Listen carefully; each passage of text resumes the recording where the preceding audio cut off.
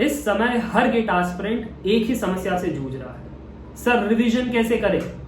और टीचर्स आपको कहते हैं कि मैक्सिमम टेस्ट सीरीज लिखो तो आपके पीवाईक्यूज बनना स्टार्ट हो जाएगा, बार बार क्लास नोट्स को रिवाइज करो ताकि फॉर्मूला याद हो जाएगा, 100+ प्रैक्टिस क्वेश्चन बनाओ ताकि कॉन्फिडेंस आ जाएगा।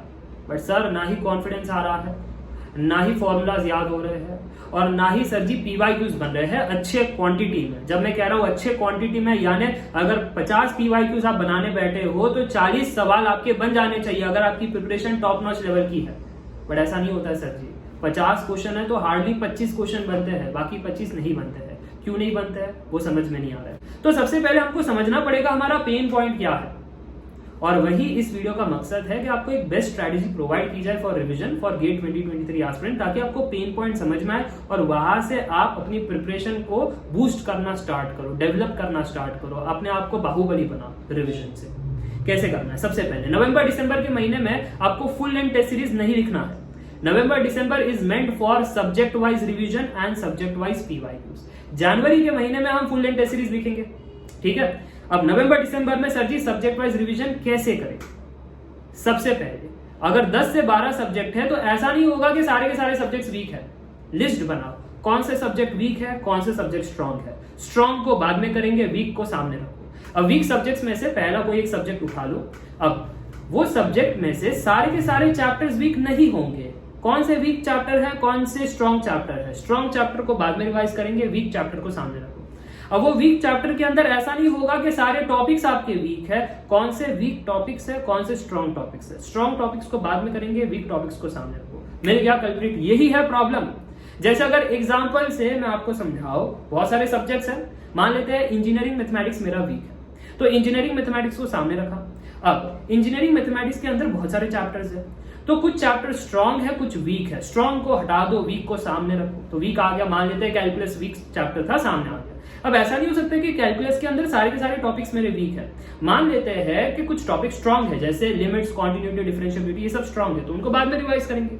बट जो वीक है, 2 वेरिएबल मैक्सिमा मिनिमा, या फिर double integration, strip concept, triple integration, अगर ये वीक है, ये सामने आ गया। अब अगर ये सामने आ गया है तो पूछो खुद से, क्या इसमें मेरे कंसेप्ट क्लियर नहीं है, या मैं फॉर्मूला भूल रहा हूं, या फिर मैं सिंप्लीफाई नहीं कर पा रहा हूं, या फिर थॉट प्रोसेस क्लियर नहीं है, या फिर सिली मिस्टेक कर रहा हूं। एक्चुअल दिक्कत कौन से पॉइंट में है, और वहां से अपनी प्रिपरेशन को बूस्ट करना स्टार्ट करो। जैसे अगर मान लेते हैं कि डबल इंटीग्रेशन का कंसेप्ट वीक है आपका, तो पहले देखो कि वॉल्यूम यूजिंग डबल इंटीग्रेशन क्या कहना चाहता है। कंसेप्चुअल समझ में आ गया, उसका फॉर्मूला क्या है, उसका फॉर्मूला समझ में आ गया तो वेराइटीज ऑफ क्वेश्चंस कैसे बन सकते हैं।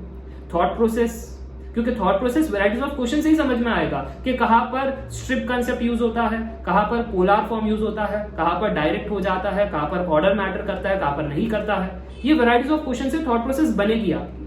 फिर सिंप्लीफिकेशन में गड़बड़ तो नहीं कर रहा हूं, सिली मिस्टेक तो नहीं कर रहा हूं, सिंप्लीफाई कर पा रहा हूं, इसको चेक करो और ऐसे करके अपनी रिविजन को इंप्रूव करो। समझ में आ रही है बात? तो ऐसे आपको करना है, और ऐसे करते करते अब आप ये सोचोगे कि सर जी वीक टॉपिक्स तो रिवाइज हो गए, यानी वीक चैप्टर्स रिवाइज हो गए, यानी वीक सब्जेक्ट रिवाइज हो गए। बट सर जी वो जो स्ट्रॉन्ग है उसको कैसे रिवाइज करें? जैसे कैलकुलस के अंदर ये सारे टॉपिक्स वीक थे, वो हो गया। स्ट्रॉन्ग टॉपिक्स को कैसे रिवाइज करें? स्ट्रॉन्ग टॉपिक्स को आप फास्ट रिवाइज कर सकते हो। पहले क्लास नोट्स को रिवाइज करो, फिर पीवाईक्यूज बनाओ। अब मेजॉरिटी पीवाईक्यूज आपसे बनेंगे क्योंकि स्ट्रॉन्ग है, तो कॉन्फिडेंस आ जाएगा और वो रिविजन हो गया। समझ में आ रही है बात?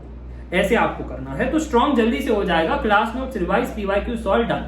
वीक को कैसे करना है वो मैंने आपको बता दिया।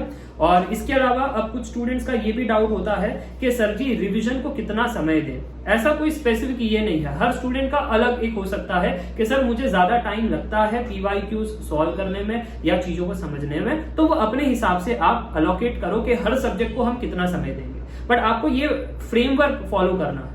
क्या फ्रेमवर्क है? Weak subject, strong subject, weak chapter, strong chapter, weak topic, strong topic, ऐसे आपको करना है। और जितने भी वीक है उसको पहले, स्ट्रॉन्ग को बाद में। ये फ्रेमवर्क आप मेंटेन रखना, बाकी अवर्स अपने आप से आप अलोकेट कर सकते हो। तो this is the best strategy. और इसका आउटपुट कैसे आ रहा है हफ्ते के बाद आप मुझे कमेंट करके बता सकते हो। व्हाट्सएप आपको पता ही है, श्रेणी जैन स्टडी सिंप्लीफाइड ऐप है, अलग अलग जगह है। आप मुझको क्वेरीज भी पूछ सकते हो और अपने अपडेट्स भी दे सकते हो, क्या चीजें वर्क कर रही है और क्या नहीं वर्क कर रही है, कहां पर दिक्कत आ रही है। You can ask me and meet in the next class in the next video. Till then take care, bye bye for now, see या।